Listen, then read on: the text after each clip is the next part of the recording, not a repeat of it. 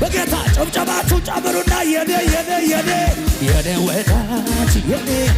የኔ የራሴ መተኪያ ሁና ሀሳካትደ ከስንቱ ቦታ ስንቱን አሻግረ ለዚህ ያደረስከኝ እኔን አትሰሙኛ ወንዝ አያሻግርም የቅርብ ወዳጅ ሆኖ ፍቅር ሳር የለም ይላል ቀረድር